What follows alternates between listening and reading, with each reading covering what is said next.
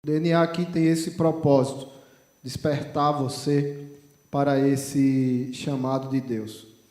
E olha, nós estamos muito felizes.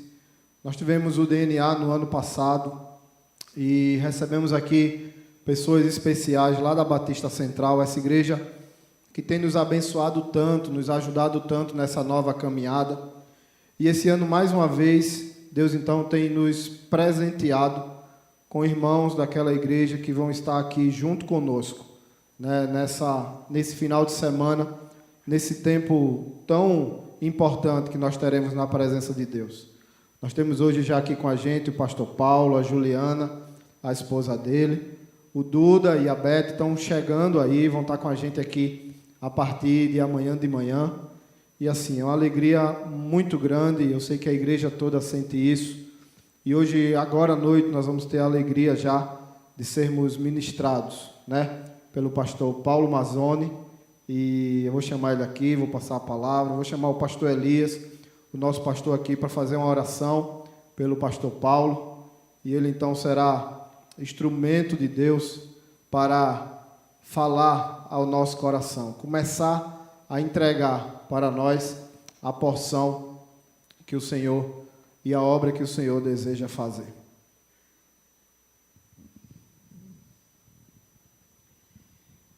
Nosso Deus e Pai, nós te louvamos, bendizemos o teu nome, Senhor, porque reconhecemos a tua soberania, a tua grandeza, mas reconhecemos o teu cuidado sobre nós.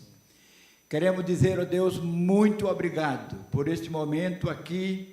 Obrigado por esse segundo congresso que estamos realizando para despertar o teu povo, despertar a tua igreja para o exercício da missão, a missão que o Senhor deixou para cada um de nós, para a tua igreja aqui nesta terra. Mas, ó Deus, eu quero te agradecer pela vinda, pelo presente que o Senhor tem nos dado, a vinda do teu servo, pastor Paulo Mazzoni.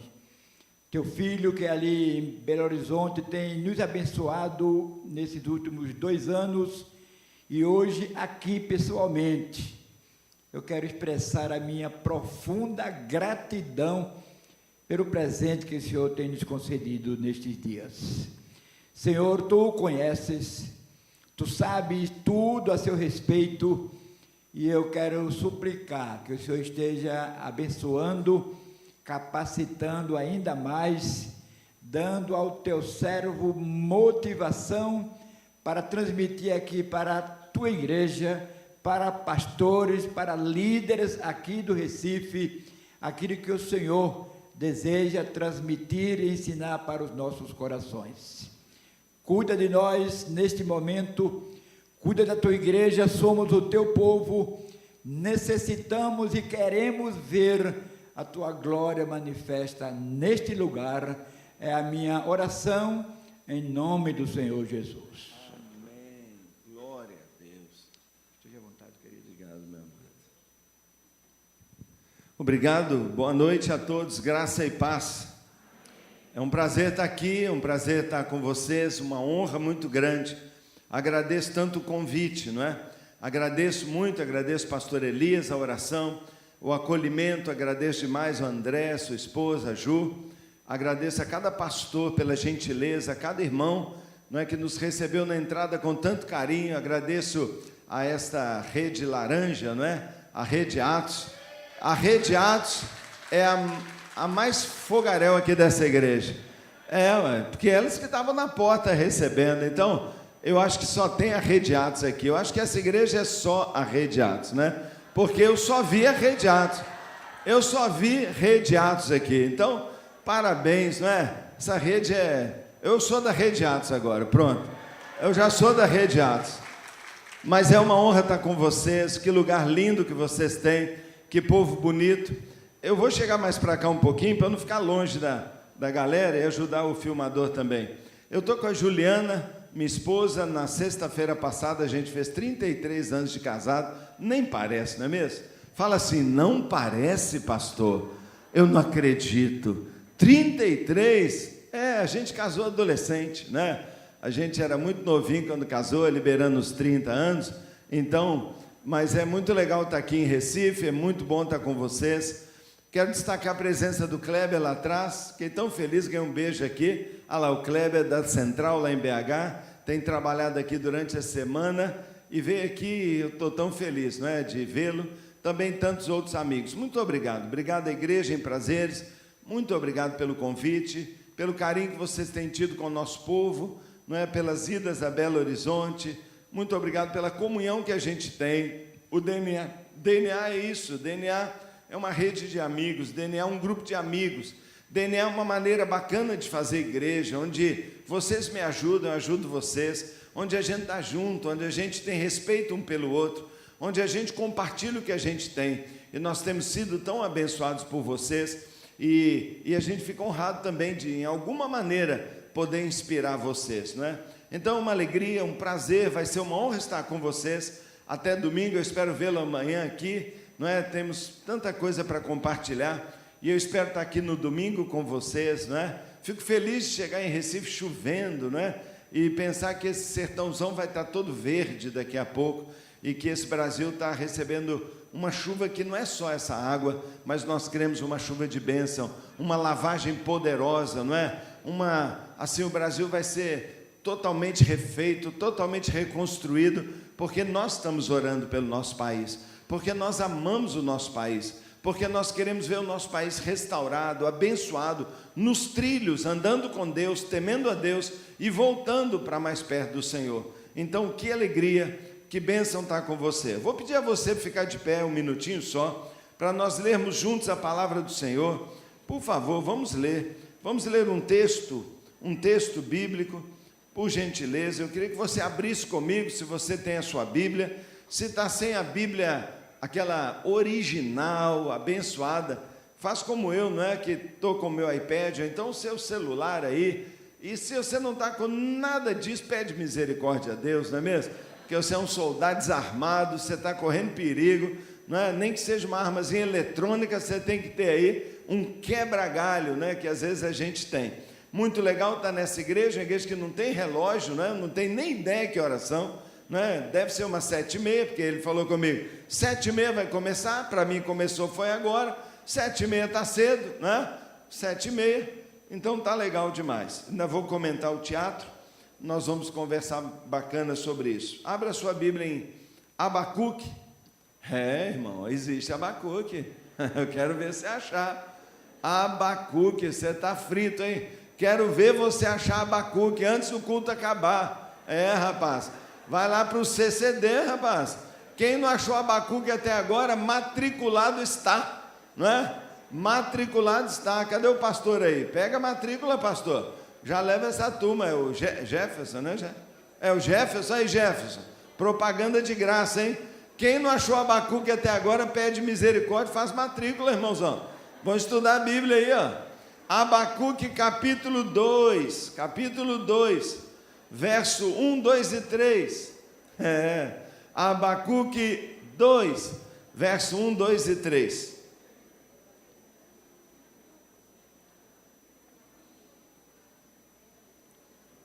Rapaz, você queria que eu ficasse lá mesmo, né? É por causa do telão, eu não manjei, rapaz. Agora eu estou aqui, ó. Estou me vendo lá atrás. Era para eu ficar ali, né, rapaz? Por causa do DNA. Quer que eu mude de novo? Tá bom, Paulão. Amanhã você me arruma aqui, falou? Aí, rapaz, eu esqueci que a tela não pode ficar atrás, ó. Capial de Minas Gerais. Aliás, irmão, se você precisar de tradutor, minha mulher pode traduzir, porque eu falo mineirês, não é? Mineiro é essa coisa feia, não é? Esse jeito de falar sem terminar as palavras, não é? Ninguém fala indo, a gente fala hino, né? Hino. É uma coisa mais engraçada. Lá em Belo Horizonte tem uma avenida, chama Avenida Padre Pedro Pinto, a gente fala Papé Pinto, né? Assim, Cristiano Machado chama Machado. Mineiro fala assim, mas eu espero que você, ao final, entenda o que Deus quer falar ao seu coração, amém? Quem quer ouvir o Senhor falar uma palavra ao seu coração hoje? Quem quer mesmo ser uma terra boa para a semente da palavra do Senhor? Então, com a mão levantada, levanta a sua mão, feche seus olhos, diga assim: Deus, antes de ler a tua palavra, eu imploro, fala o meu coração. Espírito Santo, fala ao meu coração. Eu sou uma terra boa, lança a semente, e eu vou dar muitos frutos para o Senhor. Pelo poder do Espírito Santo, revela-me a tua vontade, fala ao meu coração, eu oro em nome de Jesus, amém. Então Abacuque 2, verso 1, 2 e 3 diz: ficarei no meu posto de sentinela e tomarei posição sobre a muralha, aguardarei para ver o que o Senhor me dirá e que resposta eu terei à minha queixa. Então o Senhor respondeu: escreva claramente a visão em tabuinhas para que se leia facilmente, pois a visão aguarda um tempo designado. Ela fala do fim e não falhará. Ainda que se demore, espere-a, porque ela certamente virá e não atrasará. Eu li na nova versão internacional, vou ler de novo para você prestar atenção, não é? Abacuque escreve assim: ficarei na minha torre, ou no meu posto de sentinela, e tomarei posição lá sobre a muralha, aguardarei para ver o que ele me dirá, e que resposta eu terei à minha queixa. Então o Senhor respondeu: escreva claramente a visão, em tábuas, para que se leia facilmente, pois a visão aguarda um tempo designado. Ela fala do fim e não falhará. Ainda que se demore, espere-a, porque ela certamente virá e não se atrasará. Deus abençoe a sua palavra, Deus abençoe você, pode se sentar. Graças a Deus, muito bom estar com você e ler esta palavra. Eu quero nesta noite, abrindo esta conferência, falar sobre visão. Diga assim: visão. Visão. Muitas pessoas têm medo desta palavra, parece uma palavra ligada às empresas, parece uma palavra ligada a um misticismo, parece uma palavra assim, estranha ao nosso ambiente religioso, mas não é. A Bíblia inteira fala sobre visão. A Bíblia fala sobre a visão de Deus, a Bíblia fala sobre a visão do céu, a Bíblia fala sobre a visão ministerial. Toda a Bíblia fala sobre uma visão. A Bíblia é um livro de uma visão. Ela revela a visão de Deus. Nós temos no Apocalipse a visão do final dos tempos. João teve uma visão e escreveu para nós. Nós só sabemos que Jesus vai voltar por causa de uma visão. Nós temos a certeza de onde vamos morar por causa de uma visão.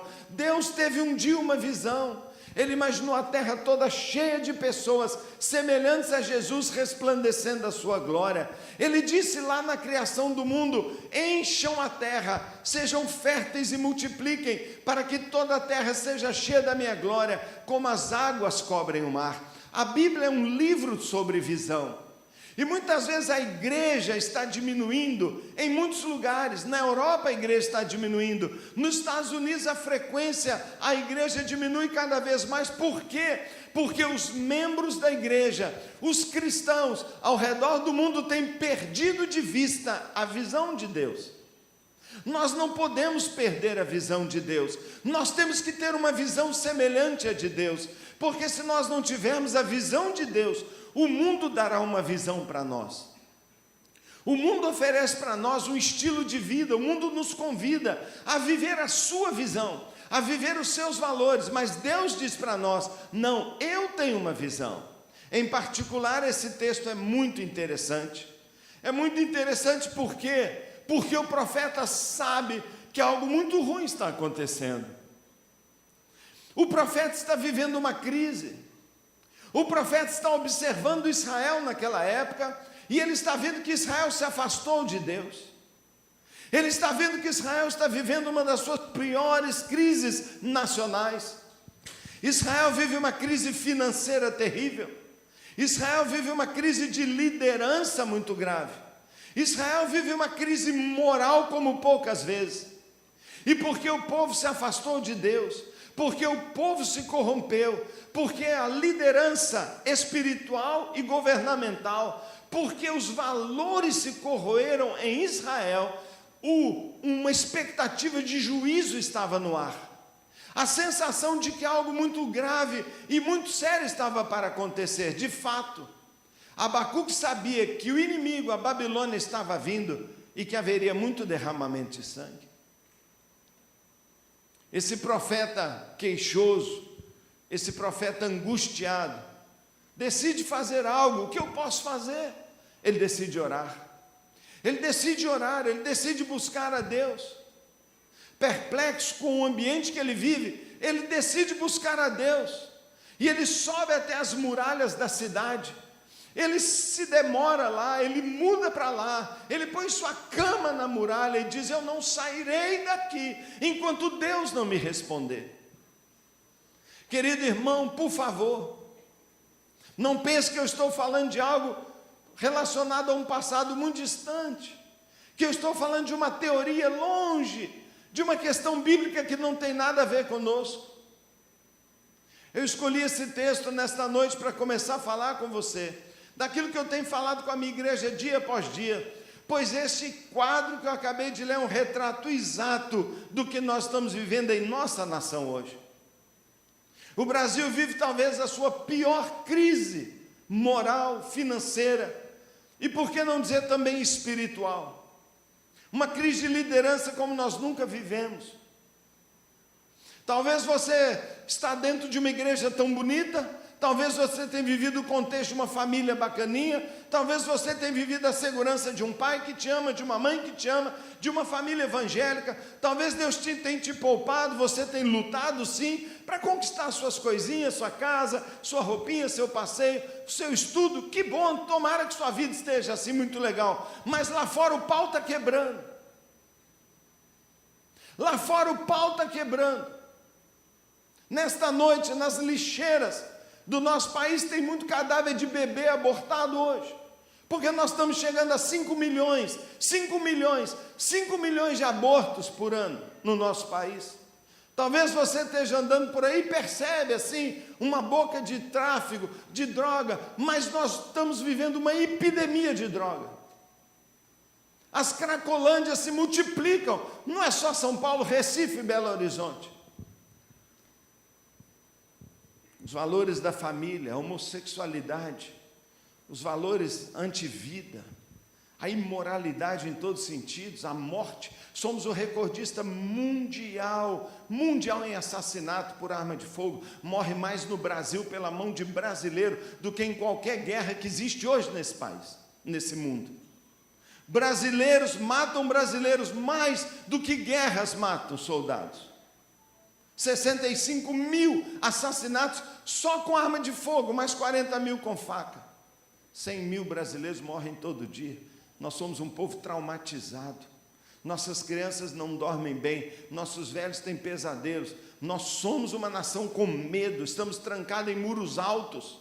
Nós não levantamos a janela do nosso carro. Todos nós hoje em dia obrigatoriamente temos que ter um ar-condicionado, e não é para ficar gostoso, é medo de abrir a janela. Nós vamos nos isolando socialmente, vamos sendo dominados pelo medo e vamos perdendo a esperança. Nós vivemos um quadro muito grave, muito grave. E nós somos, igualzinho a Abacuque, o povo de Deus. Nós nos chamamos, eu sou o povo de Deus, eu sou de uma igreja de Deus. Eu sou temente a Deus, eu sou um servo de Deus, não é assim que nós dizemos? Nós não somos isso. Se nós somos, nós não podemos estar indiferentes. Abacuque não estava indiferente, ele diz: minha nação está sofrendo. Sabe, eu não sei quanto a você, mas eu tenho muito orgulho de ser brasileiro. Eu tenho muito orgulho de ser mineiro, de ser da terra do Tiradentes, de ser da terra das Minas Gerais, de ser comedor de pão de queijo. Tenho muito orgulho. Sou brasileiro, mas a nossa nação é uma tristeza. 40% dos brasileiros dizem que tem vergonha de ser brasileiro. Os nossos jovens, se pudessem, estavam todos morando na terra do tio Sam, ou então na Austrália, qualquer lugar, menos no Brasil.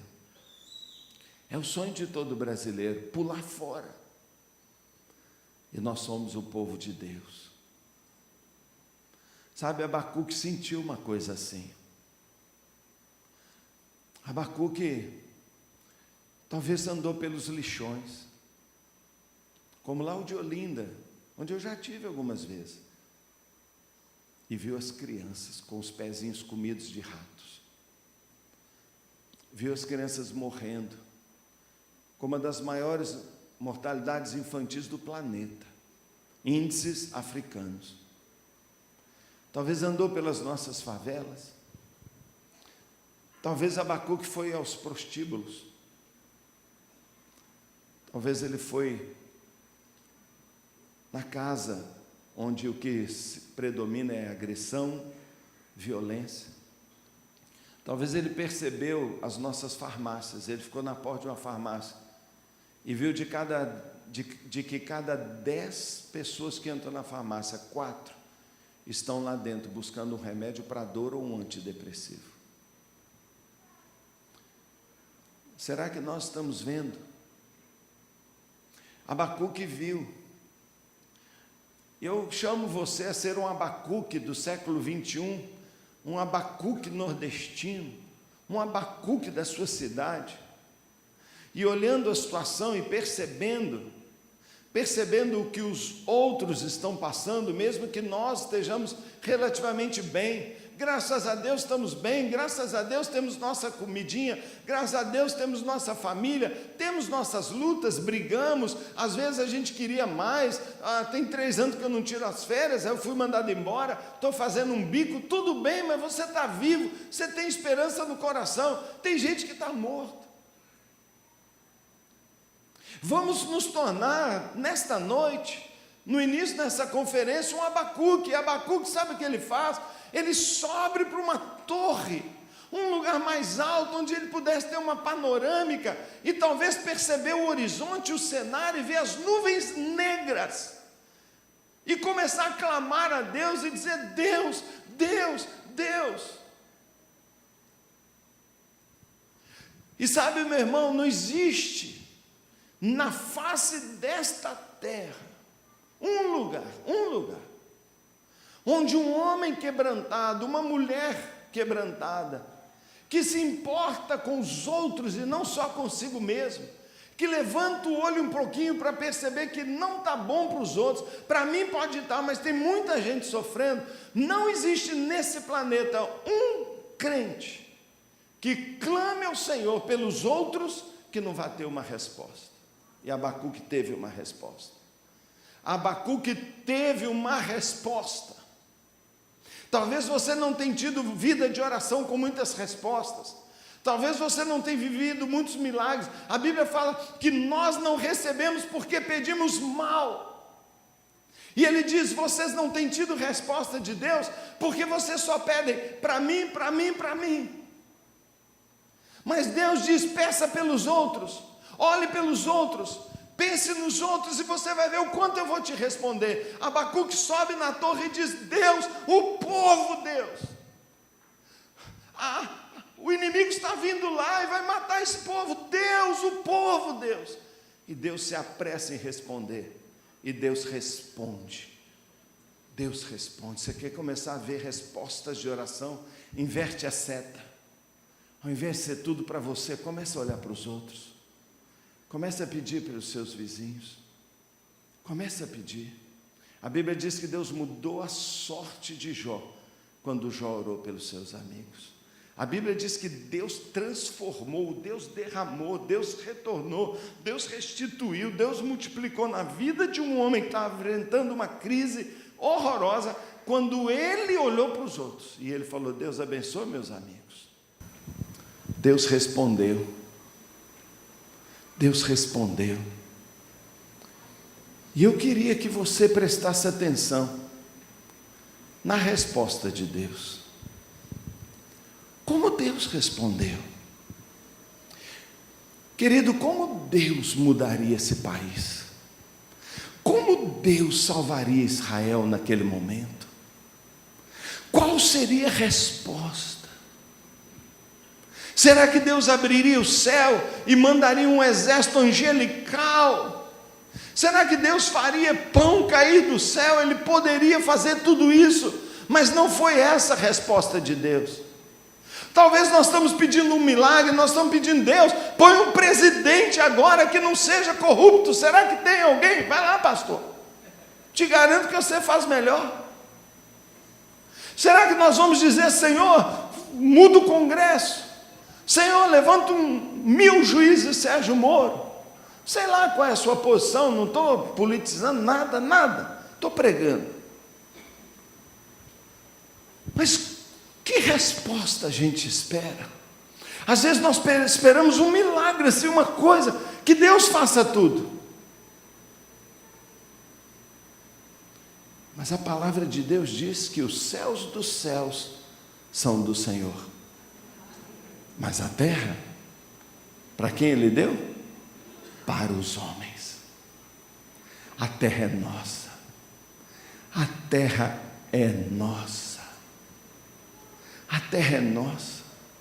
Muitas pessoas até hoje andam com Deus há muito tempo e não entendem por que nós temos que orar. Por que a oração? Se Deus já sabe tudo, se Deus pode tudo, por que Ele não faz? Por que nós temos que orar? Muita gente não entende. A Bíblia diz que os céus dos céus são do Senhor, mas a terra Ele deu aos homens. Imagine que eu pudesse ter dado para as minhas filhas, por exemplo, para Paula, minha filha mais velha, Paula, entendeu? Manjou? Homenagem a papai, Paula. Então, imagina que eu pudesse ter dado para Paula uma casa. Eu amaria ter dado uma casa, nem de brinquedo eu não dei. Mas imagina que eu pudesse ter dado uma casa para ela. Os céus dos céus são do Senhor, mas a terra deu aos homens. E eu pudesse ter dado uma casa.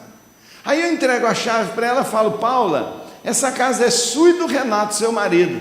A casa é toda sua, uma casa linda, maravilhosa. E imagina então que Paula e Renato chegam da lua de mel, estão vivendo lá naquela casa, uma semana estão lá na casa nova. Vamos dizer que à noite eles estão lá até nos beijinhos assim e tal, mas tranquilo. De repente eles ouvem um barulho lá embaixo. Mas que barulho é esse? Que barulho é esse? Tem ladrão aí e tal. E imagina que de repente, quando ele desce da escada, fala, pai, o que você está fazendo aqui? Não, eu tenho a chave. Eu te dei, mas eu entro a hora que eu quiser. Eu te dei, filha, mas aqui, ó, eu entro sem ser chamado. O que a Paula vai pensar do pai dela? Fala a verdade. Você ia curtir? Com mais umas 2 vezes ela falava, pai, te devolvo a casa. Quero não, pai. Não quero mesmo. Isso é um inferno. Morar com você entrando sem ser chamado, eu não quero não. Meu querido, Deus é um gentleman. É um gentleman. Se eu dou a casa para Paula, eu dou e eu não tenho chave. Agora, se ela me ligar e falar assim, papai, minha máquina de lavar roupa parou. Você pode vir me ajudar? Meu amigo, eu pego minha caixa de ferramenta, saio correndo, porque basta ela me chamar. Eu sou o pai, mas a casa é dela. A terra é a nossa casa. Deus deu a chave para nós.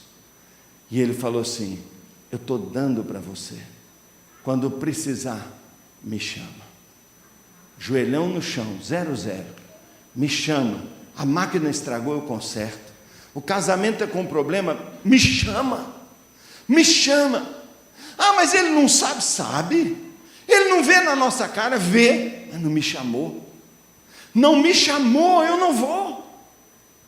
E muita gente não ora e espera que Deus vai agir. Abacuque orou e Deus respondeu. E sabe como Deus respondeu? Não foi com anjo, não foi com milagre, não mandou um exército. A Bíblia diz que Deus respondeu dando para ele uma visão. Diga-se, uma visão. Uma visão. Deus sempre responde as necessidades da terra, dando uma visão aos homens. Sabe por que uma visão? Pensa aí. Por que Deus responde com uma visão? Por que Ele não faz tudo? Por que Ele dá para nós uma visão? Por que Ele põe em nós um sonho, uma direção, uma estratégia? Por quê? Por uma única razão, meu querido. E eu estou olhando para ela agora mesmo, ó. Aqui, ó. Porque uma visão sempre nos inclui. Toda resposta de Deus para esse planeta vai nos incluir, o seu povo. Uma visão nos inclui. E deixa eu te dizer, irmão, não vai ter jeito nesse Brasil, não vai ter jeito nessa grande Recife, não vai ter jeito em Jaboatão, não vai ter jeito em Belo Horizonte, não vai ter jeito do seu vizinho, não vai ter jeito na juventude, não vai ter jeito no alcoolismo, não vai ter jeito na droga, não vai ter jeito na violência, não vai parar o assassinato, se você não entrar nesse problema, se você não se incluir. E é por isso que Deus dá para nós uma visão. Deus dá para nós uma visão daqui na nossa frente. Isso aqui é o que Abacuque fez. Deus falou: escreva, ponha numa tábua, ponha numa marca branca, projete, coloque bem grande a visão dos PGs, escreva lá, nossa visão, uma igreja em pequenos grupos. Meu irmão, deixa eu dizer para você, Deus fala com os seus líderes, Deus responde aos seus profetas. Ele diz na sua palavra, no Salmo 100, se não me engano, ele diz, a palavra diz: pois ele revela os seus caminhos a Moisés e os seus feitos aos filhos de Israel. Os caminhos, a visão, Deus revela ao líder, mas os seguidores do líder verão a obra de Deus, verão as maravilhas que Deus faz. Deus falou com Moisés, mas o povo comeu do maná, o povo atravessou o mar, o povo viu a água sair da rocha. Por quê? Porque Deus ordenou uma direção a um líder. Se Deus vai fazer algo no Brasil, Ele vai dar uma visão. Ele vai dar uma visão. Eu vivi essa experiência, eu não estou falando de teoria. Aos 12 anos de idade eu me converti. Minha mãe se converteu primeiro, minha mãe sofreu uma transformação muito linda na vida dela. Minha mãe é uma crente maravilhosa, fez agora 80 anos, é linda, maravilhosa. Minha mãe se converteu e foi um impacto lá em casa. Nós, 6 irmãos, conversávamos: como mamãe mudou. Ela está mansa, ela está bacana com o nosso pai, ela está diferente. Ela gostava de fumar numa piteira, usava aquelas piteiras, porque ela usava luvas, assim, ó, luva, sabe assim, luva. Eu estou falando de 1900 o quê? Eu nem vou falar, senão você vai... Mas é 1900, eu não sei quanto, minha mãe usava. Minha mãe fumava assim, parecia, sei lá, uma miss. Minha mãe é linda, os olhos azuis, bonita. Mas ela mudou, jogou fora, largou, começou a andar com a Bíblia na mão e a gente, ó. Pouco tempo depois eu fui lá onde ela se converteu. Sabe onde minha mãe se converteu? Em 1968, por aí, 7. Sabe onde minha mãe se converteu? Num pequeno grupo. Lá na primeira capital que o Brasil já teve, Vila Rica, Ouro Preto. Morávamos lá. Lá minha mãe conheceu Jesus numa reunião numa casa. Por causa da conversão dela, toda a família conheceu Jesus. Eu me converti aos 12 anos de idade. Trabalhei, estudei, me tornei engenheiro. Mas já antes da minha formatura, Deus falava ao meu coração: eu tenho um chamado para você. Mas eu não queria muito. E eu trabalhei muitos anos, mas por uma série de fatores, Deus me chamando, e o pastor da igreja me chama e me consagra, eu me preparo bastante, e ele me coloca como pastor, um pastor auxiliar, e eu trabalhava de dia, e à noite eu era um pastor auxiliar. Passados 4 anos que eu tinha sido consagrado, em 1988, esse pastor sai da igreja, vai abrir um outro trabalho, e eu fico interinamente. Fiquei um tempo buscando. Eu e o André conversamos muito, porque a gente tem uma história bem parecida. Quando o tempo vai passando, a gente não coloca nenhum pastor, e Deus falando, Paulo é o pastor da igreja. Nossa igreja é uma igreja pequena, em crise. Nós tínhamos chegado ao longo desses anos a 400 membros, 420 membros, foi o que nós tivemos. 40 anos como uma igreja batista brasileira, uma ótima igreja. Nós nunca conseguimos, não sei porquê, sair das 4 paredes, evangelizar, ganhar almas. E aquilo nos incomodava. Tem gente que fala, a igreja grande me incomoda. Mas então resolve, que a igreja pequena também dói pra caramba. Nós éramos uma igreja boa, de qualidade alta, mas não ganhava uma pessoa para Jesus. O evangelismo não existia, a gente parecia que não conseguia sair dali. Parecia que a gente saía da igreja e virava mudo, virava agente secreto. Ninguém sabia que os crentes da nossa igreja eram crentes. Espião, agente secreto. E isso machucava a gente. E Deus falou comigo, Paulo, é você o pastor? Eu falei, eu não, você é o pastor, eu não, Senhor. E eu fugia por várias razões. Um dia, muito quebrantado, debaixo de uma chamada de Deus muito forte, eu decidi ser pastor. E eu saí do meu trabalho, dei um passo de fé maluco, né? Chorei, minha mulher chorou mais do que eu, né? Saí do meu trabalho, passei a não ter nada, não ter mais carteira, não ter salário, não ter nada, viver pela fé. Eu falei, do tudo para o nada, tá bom. Mas quando eu cheguei dentro da igreja, eu olhei assim e falei, eu vou trabalhar aqui. Eu trabalhava numa grande empresa, tinha uma sala muito grande, bacana. Eu não tinha uma sala, eu peguei uma cadeira de plástico, botei uma mesinha branca dessa, sentava ali e falei, agora o que eu vou fazer aqui? Nós estávamos com 50 pessoas frequentando o culto de domingo de manhã, 50. Estávamos ali pelos 200 membros. Tínhamos caído tanto depois que aquele pastor foi embora, dos 400 e não sei quanto, fomos para uns 200. E eu falei, o que eu vou fazer?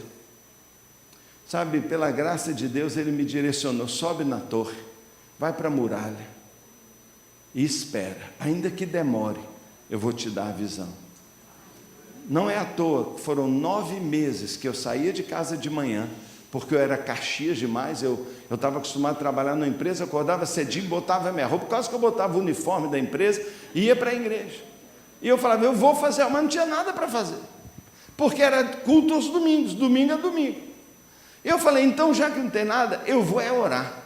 E eu li a Bíblia e orava, eu fiz isso 9 meses. E um dia, igual você leu aqui, Deus falou no meu coração. Eu estava naquela sala, na parede eu tinha colocado várias cartolinas, botando várias possibilidades de que fazer com a igreja. Igreja com propósito, rede ministerial. Armando Bispo aqui estava bombando com a rede ministerial, a eclesia. Rick Warren tinha lançado uma igreja com propósito, eu engoli, eu comi aquele livro. Eu tinha ido para a Assembleia de Deus lá no meu estado, que é muito boa, muito forte. Fiquei um mês lá dentro estudando, vendo, e eu vi a Assembleia de Deus, a preparação do obreiro, os pontos de pregação, e eu falei, gente, a Assembleia de Deus tem 18 milhões de crentes no Brasil. Tem coisa boa demais lá dentro, e eu vi coisas boas, não, excelente. Eu fui nas igrejas batistas melhores, Ari Veloso, em São Paulo. Nosso mestre, a melhor igreja batista que tinha, e eu fui lá conhecer, e eu fiquei encantado com o trabalho da igreja, colocar no caminho os que estão fora do caminho. Esse era o motto, era a declaração, e estava tudo na parede. Mas eu tinha ganhado um livro sobre grupos pequenos, um livro que falava dos coreanos, Po Yang Cho, fazia grupos, uma igreja de 1 milhão de pessoas. Eu peguei aquele livro, fiquei encantado e fui anotando o que significava grupos pequenos. Depois eu fui num congresso e eu fui ver sobre grupos pequenos, voltei, anotei, estava aquilo tudo na minha sala. Eu estava orando um dia e a presença do Senhor veio tão forte. A presença do Senhor veio tão maravilhosa. Aquela sala se encheu, eu tive vontade de ficar de pé, de ir ao chão, porque eu senti a presença de Deus tão íntima, tão forte. E eu comecei a adorar o Senhor, eu me prostrei no chão, e eu comecei a adorá-lo, adorá-lo, adorá-lo. Eu tinha tempo, e eu só dizia palavras de louvor, eu sabia da presença do Senhor. E num determinado momento o Senhor falou: levanta. Quando eu levantei, irmãos, eu olhei para aquelas paredes todas, aquele que estava ali escrito, seu grupo pequeno, brilhou para mim, chamou a minha atenção, e eu via tudo, mas parecia que eu só conseguia enxergar PGs, PGs, PGs. Quando eu olhei bem, eu senti aquela voz falando no meu coração: escreve a visão, bem claro, essa é a direção. Sabe, quando o profeta Abacuque, quando ele clamou, Deus deu para ele uma resposta. Deus deu para ele uma visão, porque ele disse: se vai ter uma solução para esse país, essa solução vai passar por você, viu, meu profeta? E eu senti Deus dizendo: você está achando o quê? Eu vou fazer o quê? Um milagre do céu? Não, essa obra é sua. Eu te dei uma missão. Sua igreja tem falhado na missão que eu dei. Esta igreja tem 48 anos e não está se importando com a minha ordem. E eu senti Deus falando tão forte ao meu coração. Eu senti Jesus dizendo: eu andei por essa terra. Um dia eu mandei que o vento parasse e o vento parou. Um dia eu dei ordem ao mar e eu falei: mar, aquieta. E na hora o mar, fininho. Eu dei ordem aos demônios mais furiosos desse planeta. Eu dei ordem a legiões de demônios, e quando eu falei sai, na hora, tem vezes que eu nem falei, eu olhei aqui e ele já fugiu. Tudo nesse planeta me obedece. Tudo. Menos vocês. Só a igreja me desobedece. Eu falo para a igreja ir fazer discípulo, ela diz: agora não. Eu falo para ela: faça discípulos, ela diz: não, eu tenho que trabalhar. Não, agora eu acabei de casar. Não, eu estou estudando. Ah, não estou dando tempo. Ah, não é meu dom. Não é meu dom. Ah, não estou afim não, já dei meu dízimo. Ele é Senhor de tudo. Ele é Senhor dos fenômenos da natureza, Ele é Senhor dos animais, Ele é Senhor dos astros, Ele segura tudo na sua mão, menos a igreja. A noiva dele é rebelde e desobediente, não liga para o que Ele quer, porque Ele diz: vão e façam discípulos, e a gente diz: não. E eu senti o Senhor falando para mim: tem uma obra que vocês não estão fazendo. Vocês estão sendo uma boa igreja para vocês, e lá fora o pau está quebrando. As crianças estão morrendo, os jovens estão se suicidando, estão pulando dos prédios por causa da baleia azul, estão se prostituindo, estão não desejando seus bebês, então eles abortam. Eu vejo tudo isso e meus olhos não têm pálpebra, eu não consigo fechar. Ainda que eu feche os olhos, eu vejo tudo, mas eu vejo uma igreja indiferente. Deus falou isso tudo no meu coração, e eu chorei, me arrependi. Levantei dali sabendo de uma coisa: Deus tinha me dado uma visão. E por favor, repare o que está escrito. Ele disse assim, o texto diz: e Deus me respondeu dizendo: escreve a visão. A resposta é uma visão. E naquele dia Deus falou comigo: você será uma igreja em pequenos grupos. Talvez você não goste muito da expressão, mas é a visão celular, o movimento celular, o movimento de uma igreja que se reúne aos domingos, sim, linda, que tem seus ministérios, que tem seu prédio, que tem seus telões, que tem instrumentos, ótimo, eu tenho isso também, lindo, maravilhoso, mas que durante a semana não tranca a porta, não fecha o prédio para só domingo que vem abrir, Não, na segunda, na terça, na quarta, na quinta, na sexta. Essa igreja se capilariza, ela se espalha pela cidade como sal, ela se espalha, ela infiltra como sal, ela entra na sociedade, ela vai para os condomínios, ela vai para as vilas, ela entra nas vielas, ela entra nas avenidas, nas empresas, nas escolas. Ali o crente está ali e ele não está aposentado, ele não está fechado para trabalhar, ele é um crente, ele não vai fazer as coisas na igreja, mas ele vai trabalhar durante a semana como igreja, aonde quer que ele esteja. E Deus falou isso ao meu coração: abra os pequenos grupos. Falei, mas como? Abra. E aí Deus falou, o que Deus falou para Abacuque? Ele falou, escreva a visão. Aí eu falei, tá bom, eu vou escrever. Eu não sabia escrever, porque você só consegue escrever ao que você entende. Eu não entendia, eu só sabia o que, mas eu não entendia. Então sabe o que eu fiz? Eu fui estudar, eu fui procurar quem fazia, eu fui ver quem estava trabalhando. Onde havia uma igreja em célula, eu fui visitar, fui até lá na Coreia. Eu conheci o trabalho, eu fui nas igrejas em células, eu montei um curso, eu estudei, eu li os livros. E um dia eu entendi, falei, agora eu entendo. E aí a primeira coisa que eu fiz, escreva a visão. Quando eu escrevo é porque eu já entendi, e eu não ia sair fazendo algo que eu não entendesse. Mas quando eu escrevi também, eu me comprometi com ela. Sabe por que Deus mandou Abacuque escrever? Ele disse assim, comprometa-se com aquilo que eu quero fazer.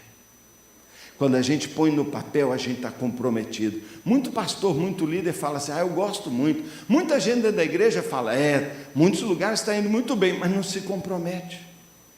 Mas quando eu ponho uma camisa, Rede Atos, está escrito, a tabuinha aqui, ó. Quando eu ponho na parede, quando eu escrevo aqui na frente, entendeu? Quando eu declaro a meta, quando eu falo da visão, eu estou me comprometendo. Eu entendo, eu me comprometo. E diz para a gente colocar em letras bem grandes, para que até quem passasse correndo pudesse ler. Quem concorda que a vida hoje em dia é uma correria danada? A vida é uma correria, meu Deus, para a gente esquecer das coisas, não custa. Às vezes a gente esquece o filho dentro do carro, às vezes a gente esquece de visitar a mãe, tem 15 dias que eu não ligo para minha mãe. Às vezes, a correria. Então, por causa da correria, irmão, Deus manda, escreve bem grande, para que até quem passa correndo, Deus já sabia que no século 21 nós vamos estar correndo. Por isso a igreja, ela põe aqui assim, ó, ela põe bem grande, olha aqui, olha o tamanho, para você não ter dúvida. A solução para o país, a solução para cuidar desse país, é uma reforma, é uma mudança, é uma transformação na própria igreja. Pastor Bill Hybels diz algo que todos aqui já ouviram 1 milhão de vezes, mas eu vou repetir todo dia. Ele diz assim, a igreja é a esperança do mundo. A igreja, deixa eu dizer, a igreja não é o pastor, a igreja é você. A igreja somos nós, todos nós. Quando a gente tem uma visão, quando a visão é transformada num método, quando a gente tem uma missão a cumprir, quando a gente entende que fazer discípulo é a razão da minha vida, e que eu jamais poderei chegar no céu sem ter cumprido a minha missão de fazer um discípulo. Um dia Deus chamou Abraão e falou assim, Abraão, eu vou começar a revelar o meu caminho de salvação a toda a humanidade através de você. Aí Abraão, pois não, Senhor, o que o Senhor quer que eu faça? Só uma coisa, um filho, faz um filho. Só que ele era estéril, a mulher dele era estéril, não podia ter filho. E Abraão passa uma vida inteira para completar uma coisa. O livro de Hebreus, no capítulo 11, diz, pela fé, Abraão gerou um filho. E ele é um herói da fé. Sabe qual foi a obra dele? Um filho. Já imaginou você passar a sua vida toda aqui na terra e não ser responsável por trazer um discípulo para Jesus? A ordem dele é: vão e façam discípulos. Ou Abraão, vai e faça um filho, gere um filho espiritual, traga uma pessoa das trevas para a luz, ganhe alguém, discipule, cuide dele, faz ele semelhante a você, e você é semelhante a Cristo. Esse é o seu chamado, e tem gente que nunca fez isso. Você sabia que é cerca de 5% dos crentes que podem dizer hoje que levaram uma pessoa a Cristo? Você sabia que cerca de 90 e poucos por cento dos crentes, nunca eles levaram pessoalmente uma pessoa a Cristo? Então, quando a gente escreve a visão, e quando a gente põe em letra grande, é entendendo que na correria, no momento que a gente vive, Deus nos dá uma estratégia. A igreja é a esperança do mundo, e o destino de uma igreja está na mão dos seus líderes.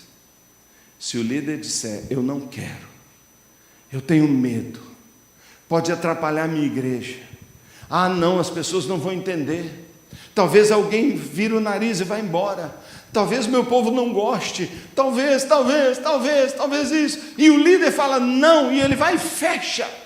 Quando o líder fecha, está fechado. E tem igrejas que fecharam as portas porque um líder fechou ao mover de Deus alguns anos atrás.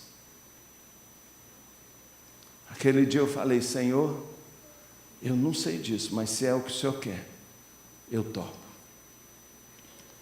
16 anos atrás, nós abrimos as nossas primeiras 15 células.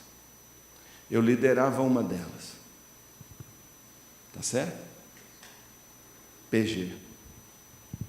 Há 16 anos atrás, nós abrimos os nossos primeiros pequenos grupos. Eu liderava um, lidero até hoje. Há uma semana atrás eu fiz a multiplicação, não sei qual, mas eu tinha na minha cela 32 homens. Multipliquei. Domingo, terça-feira passada, primeira vez já multiplicado, 16 homens. Enorme. Tão fácil. Eu sou líder de célula há 16 anos. Eu lidero um PG na minha casa há 16 anos. Minha mulher lidera, minha filha lidera, meu cunhado lidera, toda a minha família, minha mãe é de uma célula, meus cunhados, meus irmãos, toda a minha família. Porque é uma visão de Deus. Nós temos cerca de 2.300 PGs na nossa igreja. E temos ganhado milhares de pessoas para Cristo. Milhares de pessoas. Milhares. Há um mês atrás nós tivemos o dia do amigo e nós tivemos 4.000 não crentes visitando as nossas celas naquela semana. 900 e pouquinho tomaram uma decisão, entregando a vida a Cristo. Semana que vem, quando eu chegar na segunda, na terça, eu tenho o dia do amigo no meu PG de novo, mais ou menos de 2 em 2 meses. Nós fazemos uma reunião só para a gente convidar os nossos melhores amigos para vir na nossa casa. Sabe, querido, eles dificilmente virão aqui. Eles têm medo da igreja batista. Eles pelam de medo do tal do dízimo. Eles têm medo da manipulação, lavagem cerebral. Toda a mídia trabalhou para dizer para eles: nunca entre numa igreja. Você viu aqui como o diabo fez aqui com a crente aqui, ó. Ele vem para roubar, matar e destruir, para nos silenciar. E nós ficamos dentro de uma igreja falando o quê? Culto evangelístico, traz a pessoa, ele não virá. Mas se você for treinado no CCD, se você abrir um PG e começar a trazer pessoas ao seu grupo, você vai experimentar uma poderosa multiplicação. Sabe o que nós temos feito? Nós temos espalhado a visão por todo o Brasil. A visão dos pequenos grupos. Mais de 65.000 pastores já foram treinados no treinamento do DNA. DNA significa desafiar, N, nutrir, e A, apoiar pastores e igrejas que estivessem vivendo, ou estejam vivendo como a gente estava, estagnado, 40 anos às vezes sem crescimento, sem ganhar vidas, sem um discipulado, sem vitalidade espiritual, e nós temos trazido os pastores, E o que Deus está fazendo é lindo, e meu irmão, não tenha dúvida, espera um pouquinho, espera alguns anos, você vai ver esse Brasil vai ser virado de cabeça para baixo. E o que nós estamos vendo hoje na justiça, o que nós estamos vendo de luz, essa luz que está mostrando as realidades, esta luz é resposta de oração de tantas igrejas como as nossas. Eu digo a você, meu irmão, eu me identifico e sinto assim, um orgulho mesmo, e um prazer de vir aqui, porque essa igreja corajosamente subiu na torre. Já era uma igreja boa, mas entendia, eu quero mais. Já era uma igreja excelente, reconhecida, mas ela disse, eu quero mais. E meus irmãos, diante de vocês tem um futuro glorioso de ganhar almas, de multiplicar, de ser uma igreja de influência. Mas deixa eu dizer, o futuro desta igreja está na sua mão, está na mão dos seus líderes.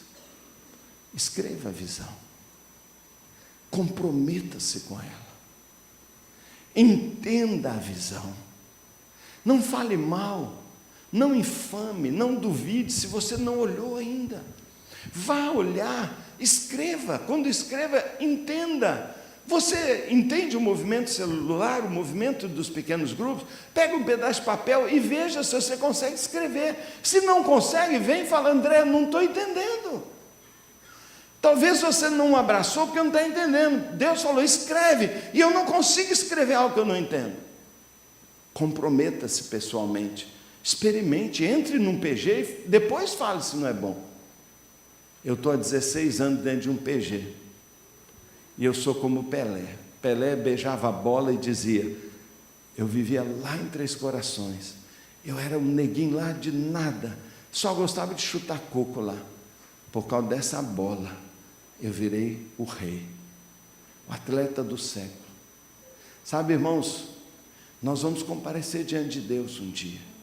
Nós vamos prestar relatório da única vida que a gente vai ter, não vai ter outra.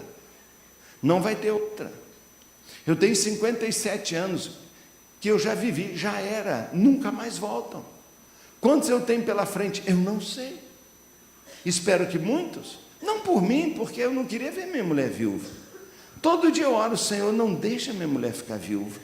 Senhor, tadinha dela, Senhor. É amor por ela. Eu estou pensando nela. Senhor, não deixa a Ju ficar viúva, Deus. Eu sou bondoso, eu oro por ela. Então eu não sei quanto tempo eu vou viver, mas quando acabar, irmão, eu estou diante de Deus, Ele vai falar, relatório, deixa eu ver o que você fez. E você não vai poder dizer que não teve tempo. Você não vai poder dizer que onde você viveu não era legal. Você não vai poder dizer que seu pastor não deixou. Não vai ter desculpa. E nós vamos ter que apresentar um relatório. E eu particularmente acho que a primeira coisa que Deus vai falar é, deixe-me ver seus filhos. Sabe, irmãos, PG devia ser assim, você devia dar um beijo no seu pastor todo dia.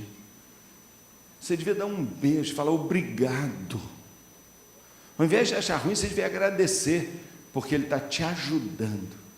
Ao invés de que só o pastor é que é o abençoado, cada membro agora pode ter a sua igrejinha na sua casa, ganhar uma vida para Jesus e chegar diante do céu, diante de Deus, debaixo de aplausos dos anjos, dizendo, lá vai o Pai de uma multidão.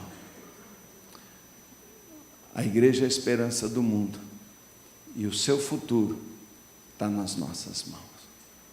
Portanto, nós vamos conversar aqui esse final de semana sobre a visão. Comprometa-se com ela. Esse é o chamado de Deus. Não adianta nada você querer ver mudança no Brasil e ficar torcendo para não desmanchar a força-tarefa, ou para um tsunami aí, eu não sei o que você espera. O Japão comprar o Brasil, não é? Os alemães fizeram uma oferta e levar o Brasil e a gente trabalhar para eles. Eu não sei o que você pensa, mas eu sei de uma coisa, é a igreja. A igreja vai mudar o Brasil. A igreja que vai trazer de volta essa nação, a civilidade, ao respeito, ao amor ao próximo.